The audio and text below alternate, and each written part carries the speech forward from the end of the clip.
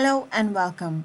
Have you been in a situation while using Amazon that you are tired of searching for individual products? Instead, you want to browse the products specific to the category you want to browse. Similar to how we go and find products in shopping mall. But how do you shop by departments in Amazon? Hello everyone, welcome to One to Step. In today's video, we're gonna see how we can shop by department in Amazon. Well, that's pretty simple. The first step is navigating to our Amazon.com, and if you have an account, do sign in. Next, we want to see all the departments and browse the products under our preferred department. Now, to do that, we need to head over to our All tab at the top left corner. If we click on it, there we have multiple options. If, say for example, I want products under smart home department, I'm gonna click on it. Now there are subcategories. If I click on plugs and outlets, let's select it.